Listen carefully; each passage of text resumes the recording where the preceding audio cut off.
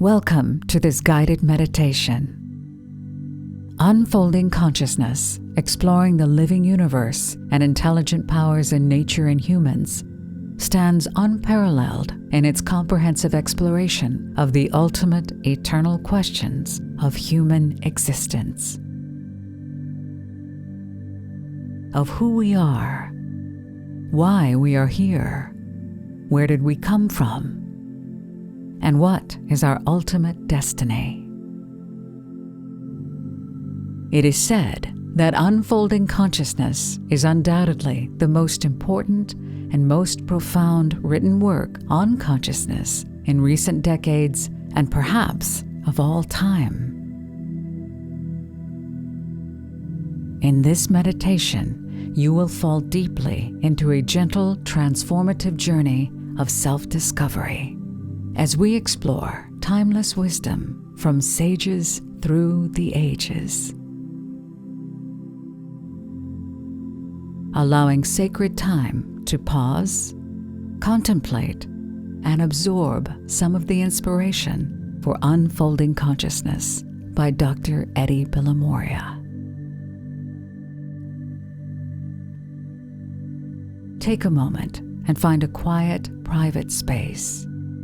Sit back or lie down, making sure to keep your back straight. Remember, meditation does not require effort. It is letting go and letting be here in your sanctuary of stillness. You are safe in this present moment, and all is well. Take a minute to get comfortable and adjust your surroundings.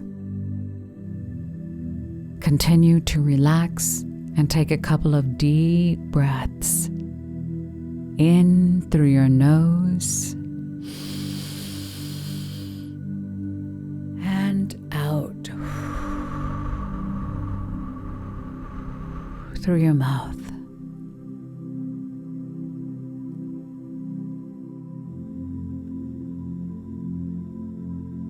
Give yourself full permission to release any lingering tension or stress. Feel your body releasing and sinking into calm relaxation. Thoughts will arise. This is completely normal and natural. Remain detached and observe them without judgment or emotional response. They are like cars passing by, or like clouds drifting across the sky. Your only job is to allow them to come and go. Now let us begin. The universe is a thought of the deity. Since this ideal thought form has overflowed into actuality, and the world born thereof has realized the plan of its creator, it is the calling of all thinking beings to rediscover in this existent whole the original design. Friedrich von Schiller. Our age is proud of the progress it has made in man's intellectual development, and certainly we should take care not to make the intellect our goal. It cannot lead, it can only serve. The characteristic is reflected in the qualities of its priests, the intellectuals. The intellect has a sharp eye for methods and tools, but is blind to ends and values. Albert Einstein. The scientific picture of the real world around me is very deficient. It gives a lot of factual information, but it is ghastly silent about all and sundry that is really near to our heart, that really matters to us. We do not belong to this material world that science constructs for us. Erwin Schrödinger. Verily, just as serpents close their ears, so do men close their eyes to the light of truth. Galileo to Kepler. Man was not made for science, but science by man, who remains more and greater than his creations. Sir Francis Walsh. Indissolubly linked with thought and action, love is their common mainspring, and hence their common bond. Louis de Broglie.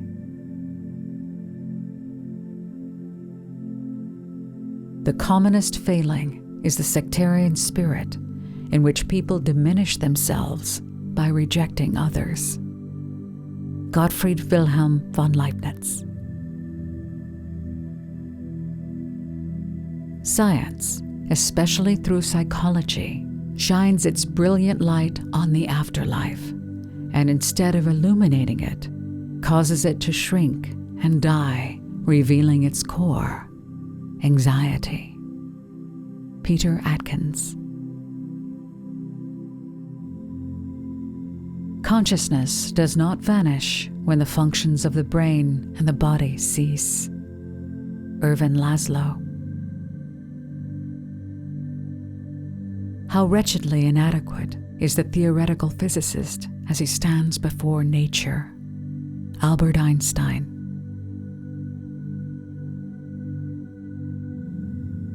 "30 years have passed since I published an account of experiments tending to show that outside our scientific knowledge, there exists a force exercised by intelligence differing from the ordinary intelligence common to mortals." Sir William Crookes.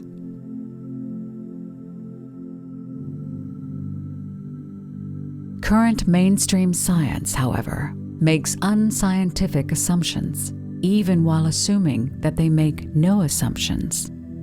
To take one example, there is no single shred of evidence that matter gives rise to consciousness. Ian McGilchrist. The inability to identify any physical location of memory in the brain is one of the greatest clues that materialism is a failed worldview. Eben Alexander. By analogy with a pianist and a piano, the mind corresponds to the pianist, and the brain to the piano. If either pianist or piano is inadequate, so will be the music. D.M.A. Leggett. Physical man is the musical instrument, and the ego the performing artist.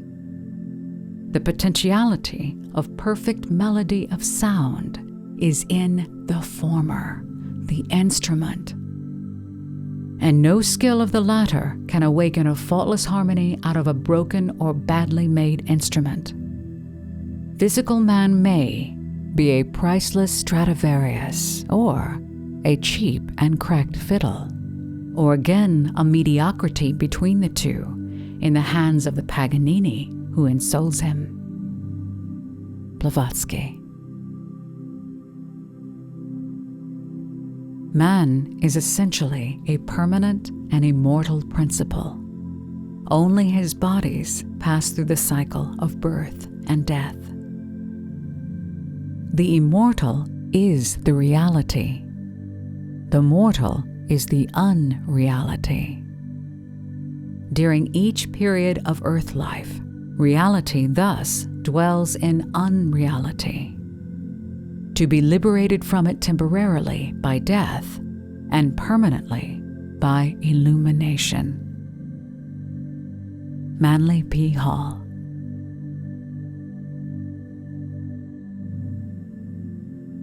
Life, like a dome of many-colored glass, stains the white radiance of eternity.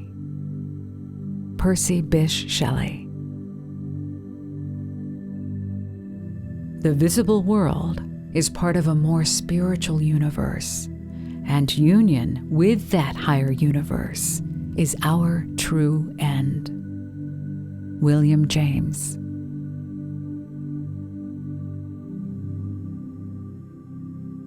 Visible life is explained by the invisible causes. Rudolf Steiner. The realm of the unseen is the realm of cause.